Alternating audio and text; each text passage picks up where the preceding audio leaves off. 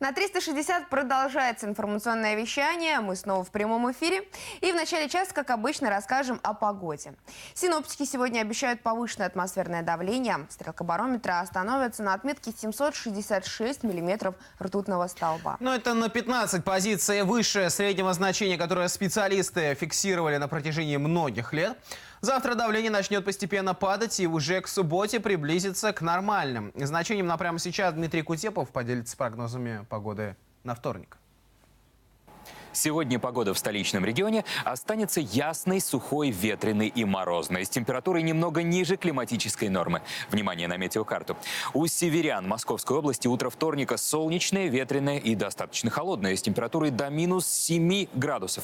Ветер продолжит дуть с юга со скоростью до 5 метров в секунду. Давление до 765 миллиметров ртутного столба.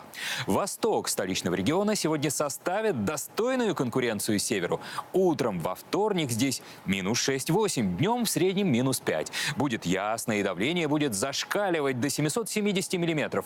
Ясное и умеренно морозное утро вторника и в южных районах Подмосковья. Стрелки термометров покажут до минус 7, местами даже до 8 градусов ниже 0. Ветер южный 4 метра в секунду. Днем температура повысится до минус 5 градусов. Запад области сегодня также объят уже практически зимним холодом. Здесь сейчас до минус 6, влажность около 70%, но ветер сохраняет прыть. До минус 6 температура этим утром опустилась и в Москве. Сегодня, как и накануне, погода в столице будет ясной и ветреной. Точный прогноз погоды всегда на сайте gismeteo.ru. Но сейчас самое время рассказать о пробках. Прямо сейчас взглянем на столичные трассы. В области дольше всего простоите на Пятницком шоссе. Дорога от деревни Благовещенка до поселка Светлые Горы займет почти 50 минут. Чуть меньше времени потеряете на Волоколамском шоссе, на участке от улицы Карбышева до Речной. По-прежнему проблемы на Щелковском и шоссе Энтузиастов.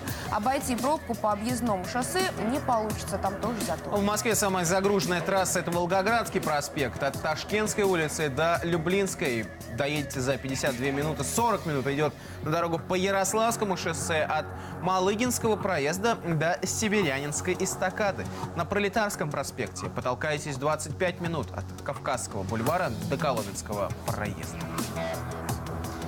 И сейчас о главном, что произошло в России и мире этой ночью и утром.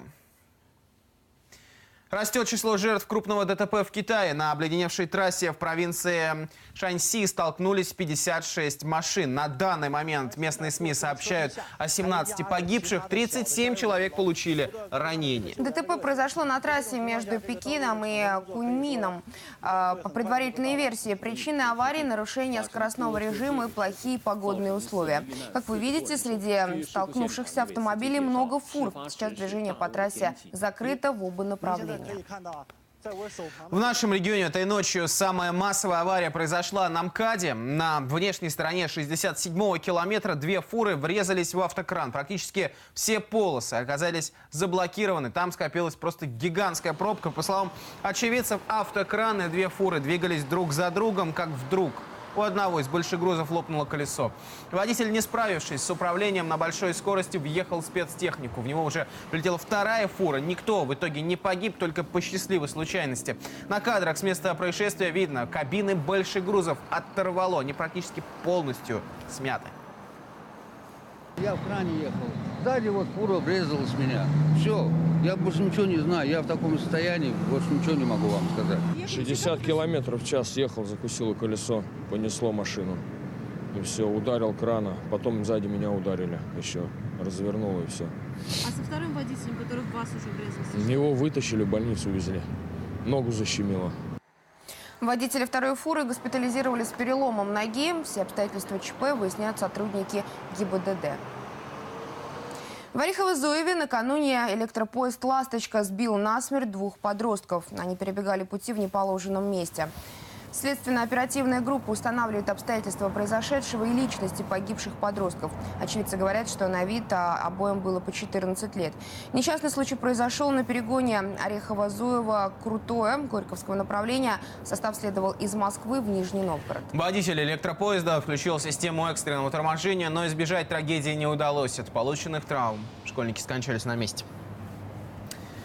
Еще одна трагедия с детьми произошла в США. Там перевернулся школьный автобус. 6 погибли, 23 человека пострадали. Сейчас они все находятся в больнице. По предварительным данным, все погибшие – это дети. Известно, что автобус перевозил 35 учащихся начальной школы.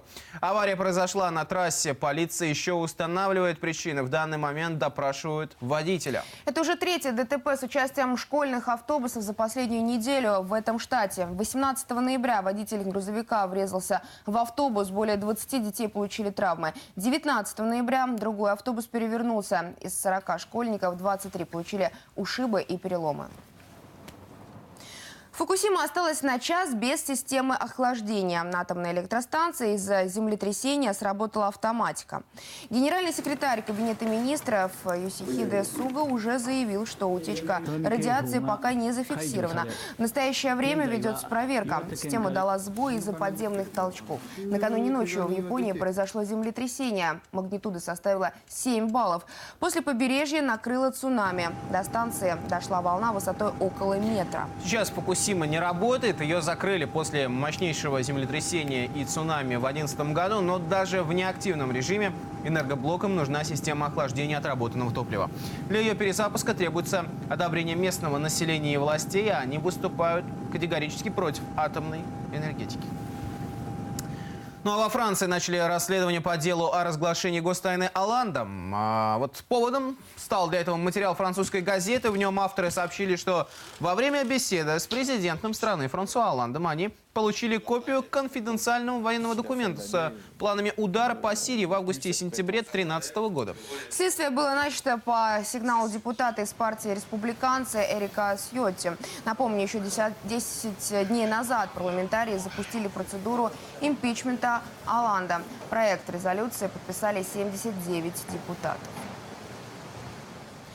А избранный президент США Дональд Трамп рассказал о реформах, которые собирается провести в первые 100 дней своего президентства. К своим обязанностям он приступит 20 января. Изменения коснутся торговых соглашений, энергетики, миграции, нацбезопасности и госуправления. По словам самого Трампа, в основе всех реформ лежит принцип «Америка на первом месте». Политик подтвердил, что намерен добиться выхода страны из соглашения о транс-тихоокеанском партнерстве, снять ограничения на производство углеводородов, включая шельфовые месторождения. А Министерству обороны получить разработку плана по защите от кибератак и других угроз. Несладко, судя по всему, придется иммигрантам. Правда, вот о строительстве стены на границе с Мексикой Трамп больше не говорит. Ну а на Северном полюсе стало жарко. Температура в Арктике на 20 градусов превысила норму. В самых северных широтах она достигла минус 5 градусов по Цельсию. При норме, кстати, в минус 25. Сейчас в Арктике разгар полярной ночи и солнца практически нет.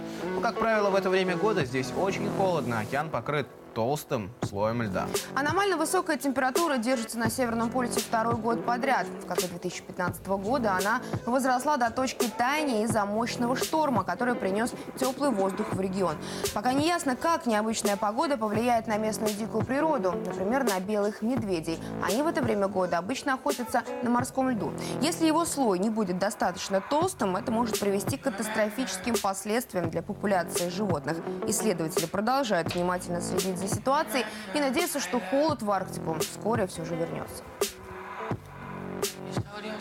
Ну а главной спортивной новостью минувшей ночи стала победа российского гроссмейстера Сергея Карякина в партии матча за мировую шахматную корону. В Нью-Йорке он обыграл норвежца Магнуса Карлсена. Шахматы не относятся к числу зрелищных игр, так почему же весь мир пристально следит за нынешним турниром, расскажет Ксения Пресечина.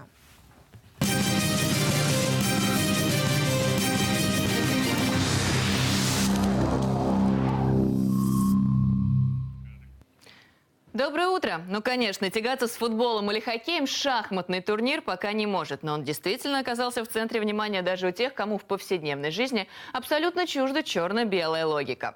Хотя, по сути, все могло бы быть наоборот. Ну, нужна и усидчивость, и выносливость, и стратегия, и многое-многое другое. Если футболисты выясняют отношения на поле около 1,5 часов, то шахматная партия длится в несколько раз дольше. Карякин и Карлсон сражались более 5 часов, и это уже 8-я по счету игра, а всего их 12. 12. В каком еще виде спорта соперники выходят на поле 12 раз подряд? После каждых 2 партий запланирован, конечно, выходной день. И несмотря на то, что шахматы в первую очередь интеллектуальная игра, участники соревнований остаются спортсменами. И, как и всех остальных, их точно так же регулярно проверяют на употребление запрещенных веществ, в том числе скандально известного мельдония.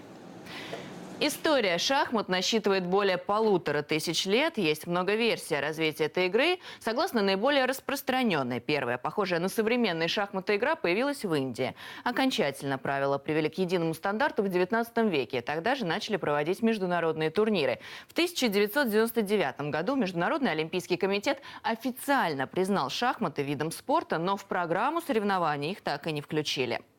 Сейчас шахматы официально признаны в более чем в 100 странах, но мнения на этот счет разделились. Многие уверены, что спорт обязательно должен быть связан с физической нагрузкой. И тут вот хочется поспорить, просидеть 5 или 8 часов за доской в глубоких раздумьях. Ну, на мой взгляд, это довольно-таки неплохая нагрузка. Возможно, это, конечно, прозвучит странно, но физически неподготовленный человек просто не сможет вытерпеть несколько многочасовых раундов, сидя за доской. Огромную роль в истории шахмат сыграла советская школа. Тогда любовь к этой игре и обучение ей, ее основам проводили с раннего возраста. В итоге команда СССР победила в 18 из 21 шахматной олимпиаде в период с 1950 по 90-е годы. Из 18 розыгрышей звания чемпиона мира среди мужчин лишь однажды победителем стал не советский шахматист. Ну и, конечно, мы все знаем такие имена, как Гарри Каспаров, Анатолий Карпов и Владимир Крамник. Сейчас шахматы снова переживают подъем. Повсеместно в России появляются шахматные клубы. Почти 800 школ Московской области проводят обучение этой игре. Занятия посещают более 40 тысяч школьников. Игра приобретает и более взрослых поклонников. Причем далеко не все предпочитают классическую версию. Очень распространены шахматы, рассчитанные на 3 и даже 4 игроков. Многие играют удаленно, по сети, подобно тому, как раньше люди годами играли, обмениваясь ходами с помощью обычных бумажных писем. Но вернемся к нынешнему чемпионату. Неподдельный интерес к нему, скорее всего, вызван и тем, что у него, как это уже не раз бывало в истории, появилась политическая составляющая. Нынешнюю битву за звание чемпиона мира сравнивают с противостоянием Фишера-Спасского во времена Холодной войны. С той лишь разницей, что тогда соперниками выступали США и СССР, а сейчас против Москвы играют ЕС и США со своими санкциями. Во всяком случае, такую аналогию приводят некоторые западные журналисты. Отчасти с ними можно согласиться, если учесть, что Сергей Корякин, кстати сказать, самый молодой гроссмейстер в истории, родился и вырос в Крыму. И сначала он выступал за Украину, а потом переехал в Москву и сменил гражданство. Против него играет действующий чемпион мира Магнус Карлсон, 25-летний норвежец, любимчик шахматного мира и западных политиков. Очередная партия между соперниками состоится 23 ноября. Корякин вновь будет играть с черными. Если по итогам 12 партий не удастся выявить победителя, то будут назначены дополнительные партии. Одна из них называется тайбрейк, и она может выпасть на 30 ноября, когда Карлсон будет отмечать свой день рождения. Будем следить и болеть за нашего гроссмейстера. У меня все. Увидимся через полчаса.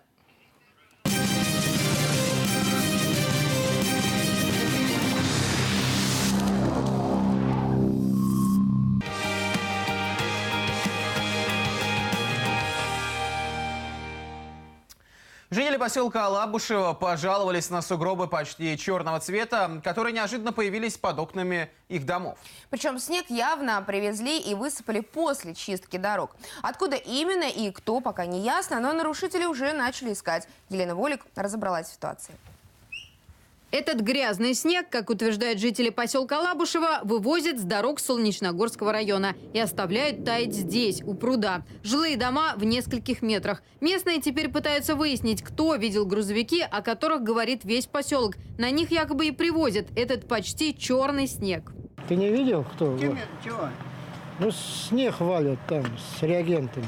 Если уж и грузовики не все видели, то о происхождении ядовитого снега и подавно никто не знает. Может, с близлежащих чистых дорог, а может быть, откуда-нибудь, где все отравлено реагентами и промышленными выбросами. Светлана – местный житель и в то же время профессионал. На ее наметанный взгляд эколога привозной снег обильно перемешан с опасными реагентами. Сейчас плюсовая температура, все это пойдет в почву, а из почвы пойдет в водопроводы, в колодцы. То есть вот эта отравленная вода, которая будет от реагентов, она не путем фильтрации через почву, она не очищается. То есть вот это вот все будут пить люди, дети, старики. За свое здоровье теперь опасается пенсионер Владимир Царев. Питьевую воду он покупает каждую неделю, а из колодца носит разве что в баню. Ну и чтобы картошку помыть. Конечно, неприятно. Ясное дело, неприятно. Если попадут какие-то реагенты, да? Вот именно, да. Опять, соответственно, на коже останется, мало ли. Заодно, может быть, во время бани хлебнешь немножко. К местной администрации у жителей два вопроса. Имеют ли право коммунальщики сбрасывать снег именно в этих местах? И если нет, то почему их за это не наказывают? Но поселковая власть отвечает лишь на первый. Оборудованных снегоплавильных площадок в округе не предусмотрено, но специально отведенные места для сброса снега есть. И это не окрестности Алабушева. Так что нарушение налицо, а вот кто их виновник, в администрации знает еще меньше, чем в самой деревне. Кто-то и на территории на своей убирался, высыпал. Если мы вывозили, вы видите, у нас какая площадь. Мы бы, наверное, завалили и пруд, и это все вместе. Если там две кучи высыпали, как говорится, да, ну это кто-то, наверное, побезобразничал. Ну, постараемся найти, конечно, принять меры. Сергей Афинагентов объяснил, что с противогололедными веществами, которыми обрабатывают дороги в Алабушево, все в порядке. Они соответствуют всем требованиям, как указано в сертификатах. А что содержится в том почти черном снеге, который высыпали под окна жилых домов, предстоит выяснить. Его отдадут в лабораторию для проведения анализов. За незаконный сброс снега нарушителям грозит крупный штраф. К поиску собираются привлечь полицейских. В столице завершился сезон технической навигации. Другими словами, на зимовку отправились суда, которые занимались сбором мусора в акватории Москвы-реки. Специалисты отмечают, в этом сезоне план был перевыполнен. Собрано около 8 тонн нефтепродуктов. 4 технических судна ждет плановый осмотр и ремонт. Еще одно ледокольного типа остается на зимнее дежурство. И при необходимости оно также будет собирать разливы нефтепродуктов или скопившийся мусор. К концу недели на Садовом кольце высадят 500 деревьев. Зеленые насаждения появятся на участке от Смоленской площади до Долгоруковской улицы. Работы предусмотрены по программе «Моя улица». Сады на кольце начали вырубать еще в середине 19 столетия. Теперь же столичные власти намерены восстановить исторический облик этой территории. Высаживать будут яблони и другие породы деревьев. Их специально помещают в грунт поздней осенью. В это время растения приживаются лучше всего. Сейчас они как раз находятся в состоянии покоя. Всего же в этом году будет высажено почти 3000 деревьев и 55 тысяч кустарников. Столица заняла второе место в России по доступности связи. В прошлом году в рейтинге Москва была на 8-й строчке. Но теперь мобильные тарифы дешевле только в Тюменской области. Конкуренция внутри большой тройки дает о себе знать. Да и к тому же на рынок столичного региона пришел новый игрок. У кого тарифы выгоднее для любителей поболтать и посидеть в интернете, посчитала Светлана Чудина. Если вы давно не меняли свой мобильный тариф, то вы, скорее всего, сильно переплачиваете за связь и интернет. Знающие абоненты уже давно не платят за минуту разговора и каждый мегабайт, а пользуются тарифами с абонентской платой. Появляются новые предложения чуть ли не каждый день, и сложно понять, какой из них действительно выгодный и не скрывает ли он в себе подводных камней. Мы решили беспристрастно сравнить тарифы большой теперь уже четверки и узнать, у кого связь дешевле. Начнем с МТС. Самое дешевое предложение – Smart Mini за 300 рублей в месяц. За эти деньги получаем 1 гигабайт интернета, 250 минут разговора и 250 смс. А вот нашумевший тариф безлимитища не такой уж и дешевый, если почитать все, что написано под звездочками. Заявленные 12 рублей 90 копеек в день за безлимитный интернет действуют только в первый месяц. Со второго же абонентская плата увеличивается в 1,5 раза. И вместо ожидаемых 390 рублей будем отдавать уже 570. У Билайна в описании тарифа тоже есть мелкий шрифт. Предложение под названием «Можно все» описано как безлимитный интернет за 10 рублей в сутки. Однако и здесь цена актуальна только в первый месяц, со второго в 2 раза дороже. Если безлимитный интернет для вас не принципиален, а вот оператор, наоборот, дорог сердцу, то самый выгодный тариф – все за 300. За эти деньги получаем 2 гигабайта трафика, 300 минут разговора и 100 смс. Переходим к Мегафону. За те же 300 рублей без всяких звездочек оператор продает уже 2 гигабайта трафика, 300 минут и 200 смс. Ну и самый дешевый интернет предлагает Теле2. В тариф черный за 200 рублей включены 2 гигабайта интернета, как и у Мегафона, а также 200 минут и смс. Получается, что стоимость минут у этих операторов одинаковая – 1 рубль. Надо сказать, что в столичных тарифах четверки операторов, даже несмотря на мелкий шрифт, все понятно. В Санкт-Петербурге же тарифные сетки устроены сложнее. Ну, например, взять тоже предложение МТС Smart Mini. Стоит пакет дешевле – 200 рублей. И включенных минут, казалось бы, в 4 раза больше. Но все они касаются только звонков на номера МТС. А вот за разговоры с абонентами других операторов придется платить по 1,5 рубля за минуту. В столице таких важных и дорогих «но» большая четверка избегает. Что в итоге получаем? Некогда большая тройка сотовых операторов предлагает свои базовые тарифы за 300 рублей в месяц. При этом пакеты с безлимитным интернетом есть только у МТС и Билайн, однако то, что написано в рекламе, работает только в первый месяц подключения. За дальнейшее использование придется платить вдвое больше. Ну и, наконец, в принципе, самая маленькая абонентская плата у Теле2. Все подробности и тарифные нюансы ищите на нашем сайте 360tv.ru. Светлана Чудина, новости 360. Официальный представитель МИД России Мария Захарова попала в 100 самых влиятельных женщин года. Рейтинг составила британская BBC. Захарова оказалась в категории политика. Как отмечают составители списка, она является первой женщиной в истории, которая возглавила Департамент информации и печати российского МИД. В списке есть еще одна россиянка, правда, со скандальной репутацией, спортсменка Юлия Степанова, которая стала одним из главных информаторов Всемирного антидопингового агентства. Я хотела бы еще сказать, что... К популярному флешмобу «Манекен Челлендж» присоединились депутаты Государственной Думы. Видео уже опубликовали в интернете, оно там стремительно набирает просмотры. Суть флешмоба – замереть в определенной позе и находиться в ней до тех пор, пока идет запись ролика. Первая ассоциация, которая приходит на ум – выставка восковых фигур. Похоже, народные избранники неплохо справились с заданием. Кстати, наши коллеги тоже присоединились к «Манекен Челлендж». Флешмоб прошел прямо в нашей редакции. Ну, кстати, полную версию ролика вы можете отыскать на сайте нашего телеканала. Обязательно загляните, посмотрите. Это того стоит. Пожениться под бой курантов. Вот о такой услуге заявили в главном областном ЗАГСе. Оказалось, что вступить в брак в ночь с 31 декабря на 1 января мечтают десятки пар. И, кстати, акция проходит не первый год. И обычную услугу молодоженам предлагает Московский областной дворец бракосочетания в Барвихе. Кстати, только там доступна регистрация на 3 иностранных языках – английском, французском и немецком. Пары должны подать заявление не позднее 29 ноября. Правда, вступить в брак в новогоднюю ночь стоит дороже, чем в другой день. Зато свадьба под бой курантов сделает вступление в семейную жизнь сказочным праздником. По крайней мере, так утверждают сотрудники Дворца бракосочетаний. Ну, я думаю, что социологи провели, это независимое было социологическое исследование, провели опрос. И выявили, что молодожены, которые регистрируют брак в какой-то особенной обстановке, эта регистрация почему-то более оказывается жизненна. То есть эти пары живут более долго, счастливо и не разводятся. Ну и в продолжение романтичной темы, если до сих пор не знаете, чем еще можно удивить свою вторую половинку, отправляйтесь в Московский планетарий. Там начали проводить романтические экскурсии для двоих. Название программы соответствующее «Свидание в музее Урании». И начинается оно, как и положено, в вечернее время с 9 до 10 часов вечера, когда планетарий пустеет и становится одним из самых притягательных мест столицы. Влюбленных ждет увлекательные рассказы о созвездиях, планетах и Вселенной. Все это, конечно, в атмосфере звездных интерьеров планетария. Правда, такая экскурсия для двоих стоит дороже обычного 7000 рублей. Что ж там, за эти деньги можно и в ресторан сходить. Но это не сравнится с той атмосферой, которую можно найти в планетарии. Ну что ж, в этом году фестиваль «Ледовая Москва» будет посвящен путешествию по России. На Поклонной горе представят уменьшенные копии исторических памятников Петербурга, Волгограда, Владимира и многих других городов.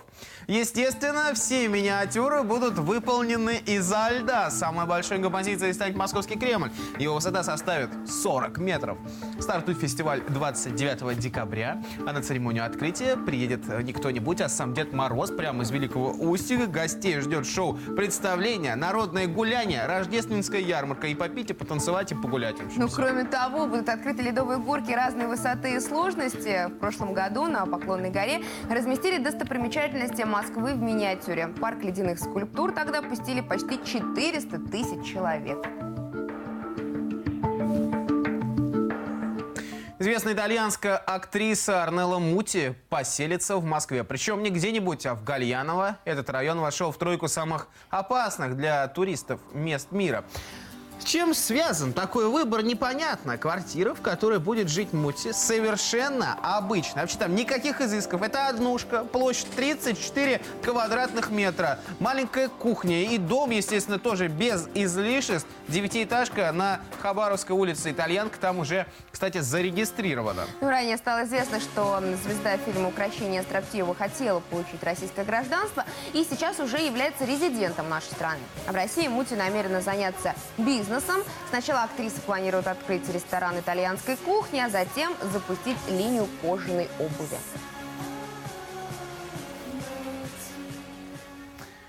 Жительница Новосибирска оригинально утеплила своего пса, сшив ему шапку из шерстяного носка. Необычный головной убор на собаке смотрится крайне забавно. Хозяйка выложила, разумеется, фотографии своего питомца в интернет. В комментарии она пояснила, что шапка спасает пса в суровые сибирские морозы от отита. Ну а поднятие настроения прохожим – это всего лишь приятный бонус. Ну, кстати, весьма вероятно, что такая шапка понадобится в скором времени и нам. Я бы воздержался. Ну, ты знаешь, смотря какие морозы будут, но об этом нам расскажет Дмитрий Кутепов прямо сейчас. Сегодня погода в столичном регионе останется ясной, сухой и морозной, с температурой немного ниже климатической нормы. Пробежимся по метеокарте. У северян Московской области утро вторника солнечное, ветреное и достаточно холодное, с температурой до минус 7 градусов. Ветер продолжит дуть с юга со скоростью до 5 метров в секунду. Давление до 765 миллиметров ртутного столба, что достаточно высокий показатель.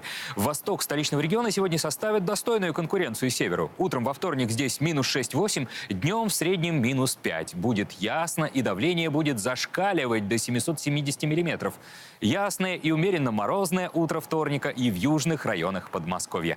Стрелки термометров покажут до минус 7, местами даже до 8 градусов ниже 0. Ветер южный 4 метра в секунду. Днем температура повысится до минус 5 градусов. Запад области сегодня также объят уже практически зимним холодом. Здесь сейчас до минус 6 градусов, влажность около 70%, но ветер сохраняет прыть. До минус 6 температура этим утром опустилась и в Москве. Сегодня, как и накануне, погода в столице будет ясной и ветреной. Точный прогноз погоды всегда на сайте gismeteo.ru. Ну а сейчас пришло время рассказать о пробках. Прямо сейчас глянем на столичные трассы. Транспортный коллапс на Новорижском шоссе. Час и 20 минут будете ехать от Ильинского шоссе до МКАД. На этом участке произошло 3 аварии. Около часа потеряете и на Пятницком шоссе. Затор от деревни Благовещенко до поселка Светлые горы. И по-прежнему пробки на Щелковском и шоссе Энтузиастов. Автомобили стоят в заторе уже больше часа. Затруднение на МКАД. Внутренняя сторона стоит от Каширского шоссе до 38-го километра и от Можайского шоссе до проспекта Маршала Жукова. Внешняя сторона стоит в районе Ярославского шоссе, от Дмитровского шоссе до Волоколамского и Новорязанского шоссе. На третьем транспортном кольце затор от Рижской эстакады до Беговой улицы и в Лефортовском туннеле. Там произошло ДТП. Кто торопится, выбирайте пути объезда.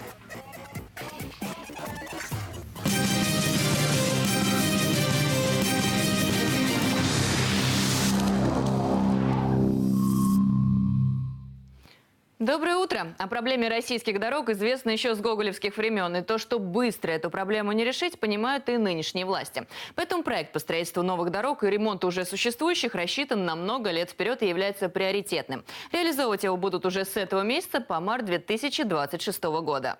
Итак, планируется, что за 10 лет в 34 городах в нормальное состояние приведут не менее 85% дорог. Второе направление – это сокращение качества ДТП на трассах. Проект хоть и длительный, но ощутимый результат правительство планирует получить уже через 1,5-2 года. Так, к 2018-му соответствовать установленным нормам должна половина дорожного полотна. Но те, кто проводит за рулем каждый день, понимают, что работы много и на ее выполнение потребуется огромное количество денег. Это признал и Дмитрий Медведев и призвал всех ответственных постараться избежать лишних расходов без ущерба качеству. В общем, качество дорог мы с вами проверим уже довольно скоро, а пока при желании, конечно, можно и даже нужно этот процесс контролировать и предлагать участки дорог в планы ремонта. Общедоступную систему мониторинга планируют внедрить уже в следующем году. С ее помощью обычные водители смогут загружать фото и видео с нарушениями ПДД и особо опасными участками. Справедливости ради, надо сказать, что для страны в целом это, конечно, новшество, но в столице и области такие порталы уже существуют. Например, на сайте Добродел жители Подмосковья регулярно оставляют жалобы на плохую работу той или иной организации, на какие-то неисправности, недоделки, а также предложения по улучшению чего-либо, ну и так далее. А раздел, посвященный ямам на асфальте, это вообще является одним из самых любимых у многих пользователей. В октябре Доброделу исполнился год, сейчас на нем зарегистрировано 200 тысяч пользователей. Говоря о дорогах, не могу не сказать, что и самих автолюбителей ждут изменения. Уж если наводить порядок, то во всем. В этой области большую реформу готовит ГИБДД. Ожидается, что новые знаки получат машины, мотоциклы и даже повозки. Регистрационные знаки нового образца появятся в России уже через 2-3 года. Данные теперь можно будет вносить и в одну строку, как раньше, и в две, подобно тому, как было в СССР. Это сделано для владельцев старых иностранных авто, у которых место для госзнака отличается по форме и размеру от европейского. Предлагается сделать также отметки для ретро и для спортивных машин. Главная задача, чтобы владельцы иностранной техники не крепили номера с нарушением правил, не сгибали их, не обрезали края и не вешали их сбоку автомобиля прямо на бампер. Такое, кстати, тоже встречается. Хотя любое изменение госномера запрещено законом, и за это грозит штраф до 5000 рублей, либо лишение прав на срок от месяца до 3. Но все это пока лишь предложения и планы. Последнее слово должен сказать Росстандарт. Там уже подтвердили, правда, что в 2017 году изменения возможны, но конкретики избегают. Есть вариант, что госзнаки будут чипировать. Это позволит ГИБДД считывать полную информацию о машине. Модель, номер двигателя, цвет кузова, а также ее владельцы. В любом случае, будьте аккуратнее на дорогах и не нарушайте правила. У меня все.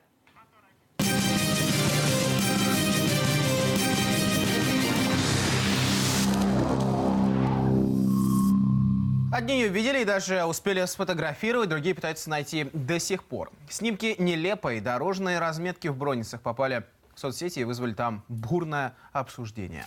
На место отправилась наша съемочная группа, но дорожники, узнав об этом заблаговременно, попытались исправить ситуацию. Чем закончилась история, смотрим в нашем репортаже. Он увидел ее и не смог проехать мимо, а точнее ровно. Четкая белая линия дорожной разметки неожиданно отклонилась от курса и повела Дмитрия в бок. Нарисовали ее очень криво. Как раз ехал знакомый в рекламное агентство. Вот, в принципе, как бы заметил. Думал, что показалось, но нет. Кривую разметку заметили и другие жители Бронниц и даже выложили фотографии в соцсеть. Увидев старую знакомую, Дмитрий не сдержался и тоже прокомментировал. Они даже на обочине земли ее нарисовали. Явно профессиональный водитель рисовал. Первый день нарисовали метров 10, было смешно, больше не смогли. Остальное на следующий день попытались, но не особо получилось. Я видел, как ее рисовали. На «Газели» впереди закреплена труба с валиком, а в кузове сидит мужик и регулирует ее. Она трясется, все криво, это надо было видеть. Что бы это ни было, ошибка дорожников или вымысел местных жителей, мы решили увидеть это своими глазами. По пути Дмитрий гадал, почему неровная линия не оставила никого равнодушным. Вроде бы и не мешала никому, да и вообще, пусть и неровная, зато уникальная, бронницкая. Таких разметок, честно, вот как бы больше нигде в области я не видел. Сейчас я мало, конечно, где ездил. Вот. Раньше работа была, да, на машине. А вот, кажется, и она. Дмитрий притормаживает, вглядывается и делает неожиданное заявление. Тут ее вообще нету. Соответственно, вот где была вся эта кривизна, Здесь все выровняли. Непонятно только, каким образом. Говорит, еще неделю назад точно была здесь, а теперь пропала бесследно. Вот эта улица, Первомайский переулок. Вот, в принципе, здание, то есть где была снята эта разметка.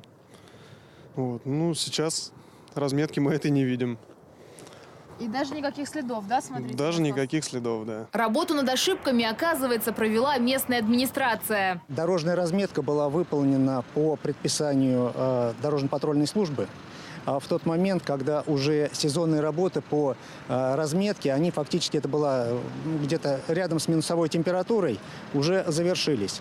Была временно нанесена дорожная разметка, но она была нанесена некорректно, но не совсем качественно. Другими словами, нанесли и вправду криво, только заметили неладные чиновники не на дороге, а в соцсетях. И тут же исправились. Подрядная организация, которая занимается по контракту обслуживанием, содержанием и ремонтом автомобильных дорог, устранили данные недочеты в своей работе. Ну, конечно, мы сделали вывод подрядной организации, чтобы такого больше не допускалось. Теперь на дороге все иначе. Разметки нет никакой. Жители в растерянности и недоумевают, как лучше, с кривой разметкой или вовсе без нее.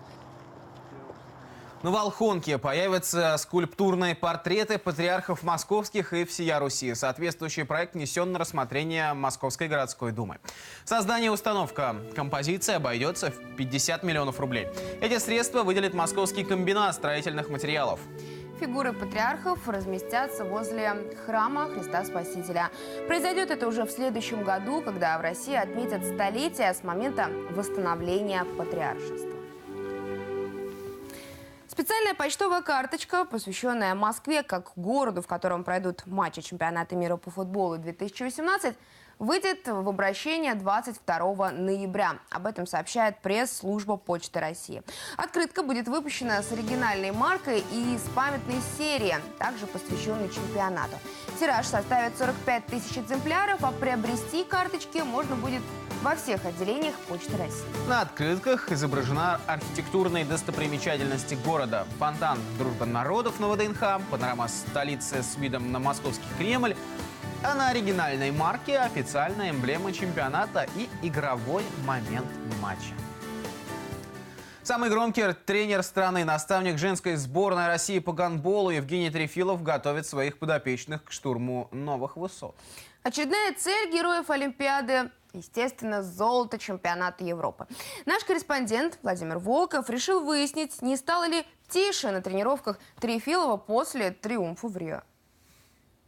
На сборе присутствует всего лишь 6 победительниц летних игр в Рио, но олимпийский дух присутствует сполна. Его поддерживает зычным голосом главный тренер Евгений Трефилов.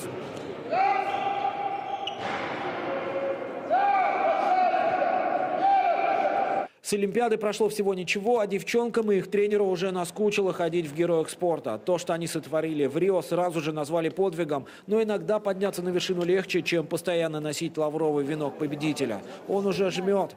Побеждать это хорошо, но нужно и, наверное, опускаться на землю и работать. А вот это вот все интервью, наверное, они чуть-чуть затаскали нас, скажем так. Ну, знаете, я уже сам иногда смеюсь, мне теперь надо или у Баскова пиджачок, или у Филиппа Киркорова брать и везде фотографироваться в нем, потому что слишком много внимания, очень много. Спасибо большое, конечно, но иногда это тоже портит людей. Российский гандбол после их победы в Рио изменился. Конечно, до футбольных высот далеко, но внимание заметно прибавилось. А поменялись ли сами триумфаторы прошедшей Олимпиады? Знаете, что изменилось?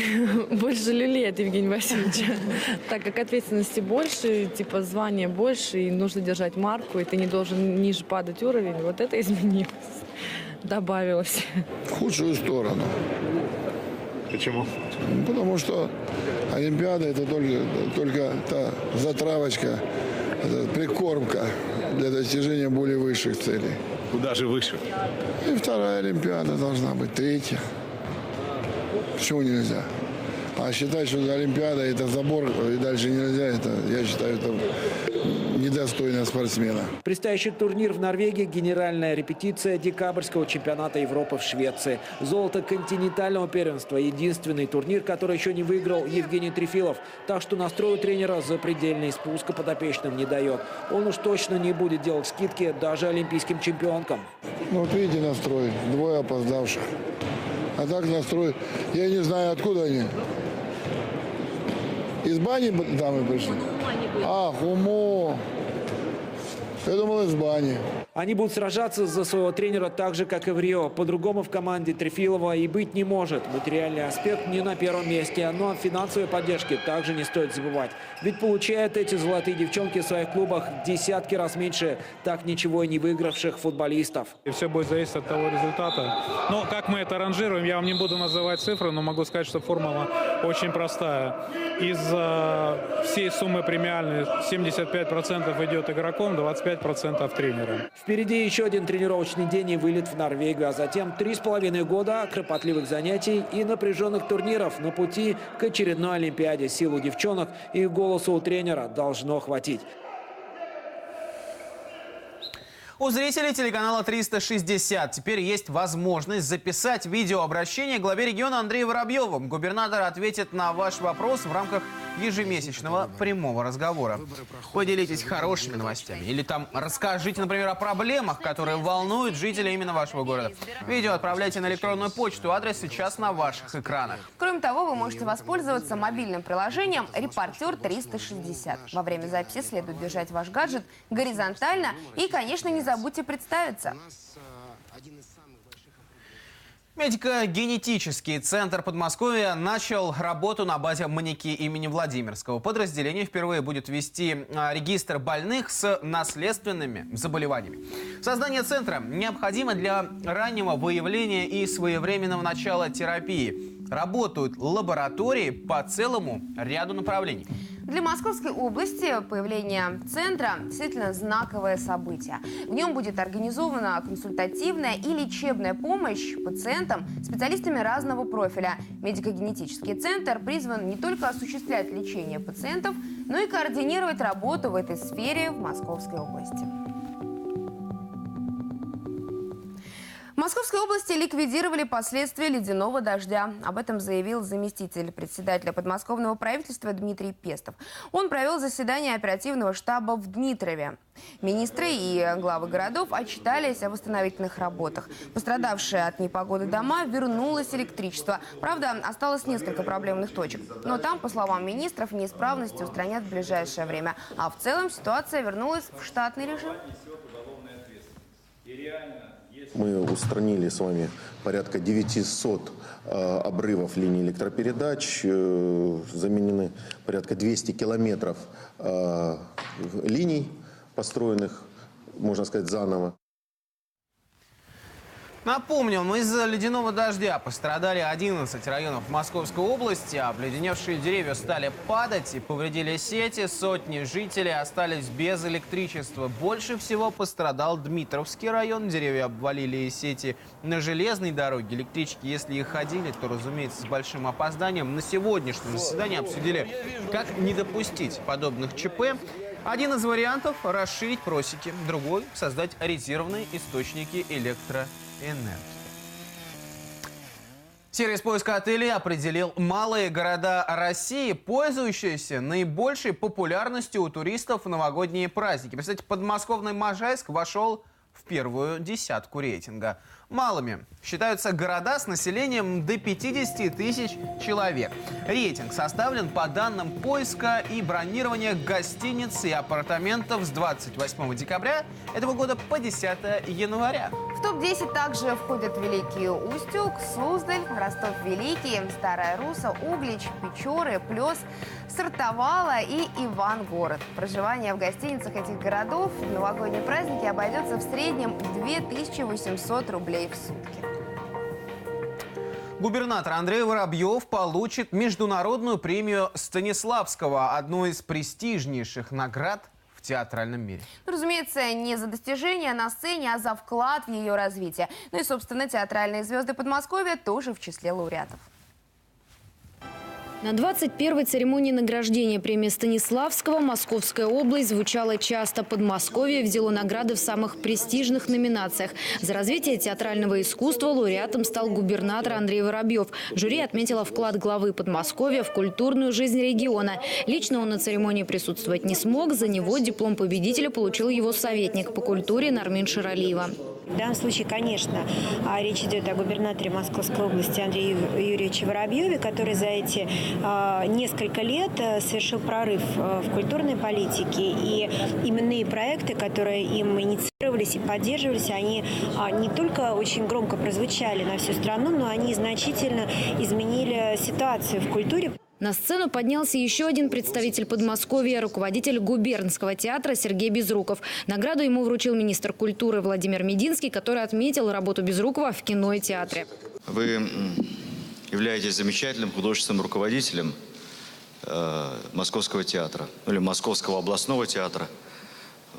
Яркий репертуар, хорошая труппа, полные залы, интересные спектакли.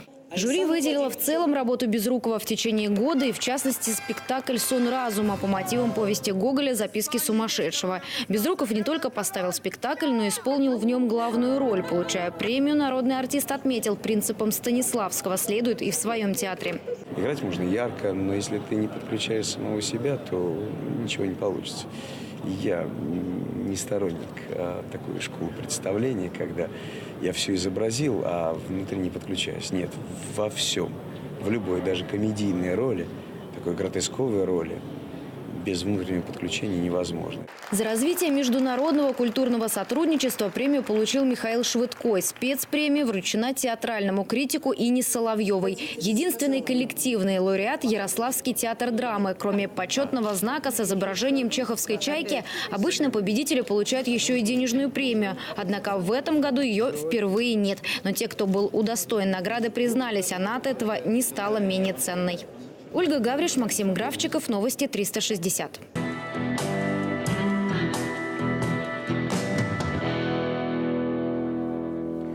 В некоторые рекорды поверить сложно, пока не увидишь тому подтверждение. Дерек Хеннон из Австралии попал в корзину, бросив баскетбольный мяч с высоты 180 метров. Смотрим.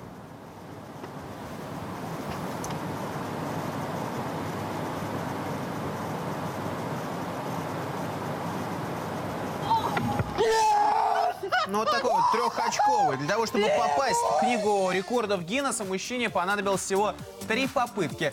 Бросал мяч он с края дамбы Муазен, расположенной в швейцарских Альпах. Ранее Дерек Хеннон регистрировал рекорд попадания в баскетбольное кольцо со 162-метровой высоты. Бросок был произведен с крыши небоскреба Chase Tower в Оклахоме, США. Но я второй раз вижу это видео и не могу поверить, что это не так. Жалко, что он бросает сверху вниз, а не снизу вверх. Вот это был бы реально рекорд. А вот боксер по кличке Бас решил копировать поведение собаки в телевизоре. Видеоролик, на котором запечатлен жизнерадостный пес, за неделю набрал более 700 тысяч просмотров на YouTube. Собака с голубого экрана прыгала на рождественском батуте, а увидев это, Бас решил составить компанию и несколько раз подпрыгнул в такт движениям собрату из телевизора. Пользователи сети в комментариях с видео умиляли способностям пса. Некоторые даже считают, что игривый боксер на полу прыгает эффективнее и эффектнее, чем пес с экрана на батуте. Огромные волны в несколько раз выше маяка были сняты у побережья Тайваня. Разбушевался тайфун Мэгги. Сокрушительный удар стихии пришелся как раз на остров и материковую часть Китая. Съемка сделана Джейсом Реймондсом, в деталях показывает, насколько огромными могут стать волны, когда такая буря обрушивается на берег. Поражает не только их размер, но и то, как 23-метровый маяк выдерживает водный захлёст.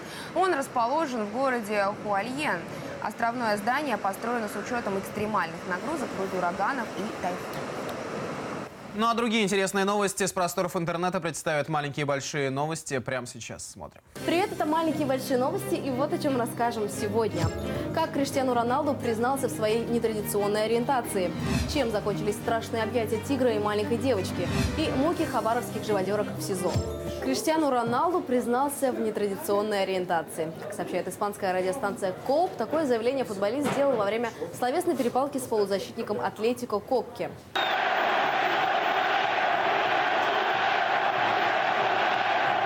назвал Роналду гомосексуалистом. Форвард Реала со своей стороны с этим согласился. Да, я гей, но зато у меня есть куча денег. Стоит отметить, что в этом матче Роналду забил 3 гола. Таким образом, его команда одержала победу и обыграла Атлетико.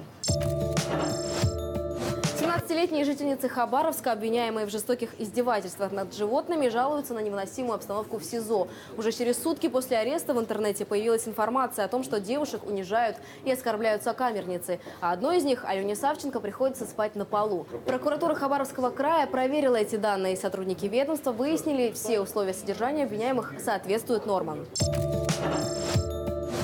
Схватка российского и грузинского борцов греко-римского стиля закончилась массовой дракой. Это произошло на соревнованиях Кубка европейских наций в Румынии.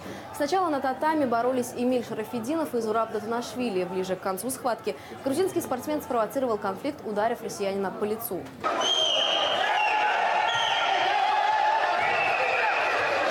Шарафеддинов ответил на агрессивные действия соперника. После этого на ковер выбежали тренеры и болельщики. Завязалась драка. Стоит отметить, сборная России одержала победу на турнире, поборов в финале украинскую команду.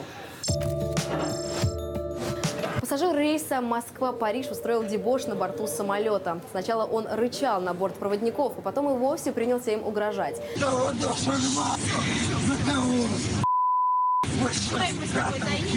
Считай последние свои минуты, как здесь работает. Мужчину пришлось связать ремнями безопасности и успокаивать на протяжении всего полета. Чем закончился инцидент, не сообщается. Сейчас пересядем. Все, привезешь меня до клуба, как ты хотел. Нет, ты будешь тверже, нет, ребята. Дерево, Люция, Где ты был?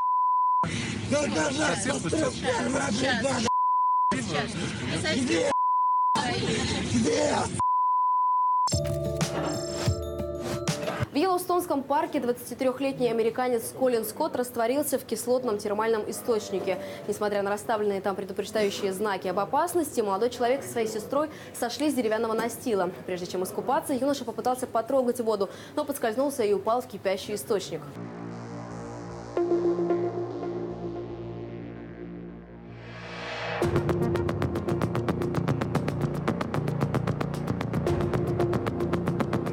Спасатели обнаружили тело мужчины, но из-за темноты и надвигающейся грозы решили извлечь его только утром. На следующий день останков Скотта найти не удалось. Полицейские предполагают, что мужчина полностью растворился в очень горячей, концентрированной кислотой воде. В Саудовской Аравии тигр напал на маленькую девочку. Инцидент произошел на рыночной площади. Хищника привели туда для участия в рекламной акции, но в какой-то момент животное перестало слушаться дрессировщика. Оно ударило ребенка лапой и повалило на землю.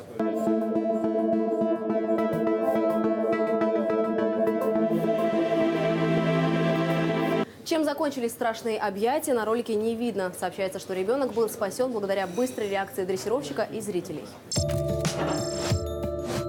Фанаты FIFA сняли пародию на ошибки в игре, которую допустили ее создатели. Ролик был опубликован в сети, и за несколько дней его посмотрели уже более 3,5 миллионов человек. Ievan äiti se tyttönsä vahti, vaan kyllähän Ieva se jutkutti. Sillä ei meitä silloin kiellot haittaa, kun me tanssimme laijasta laitaa. Saliveli hipput, tupput, tapput, täppyt, tipput hiljalleen. Ievan suu oli vehnäisellä, toimme se tonne toivotti.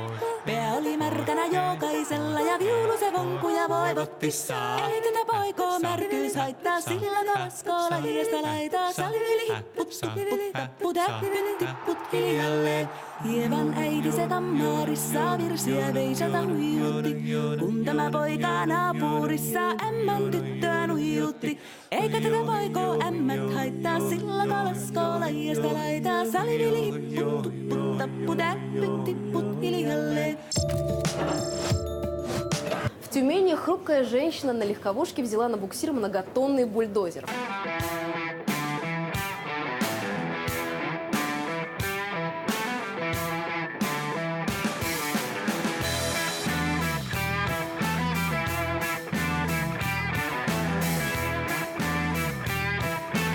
При этом в конце записи видно, что саму малолитражку толкает мужчина. Поэтому на самом деле кто кого тащит, для пользователей интернета до сих пор остается загадкой.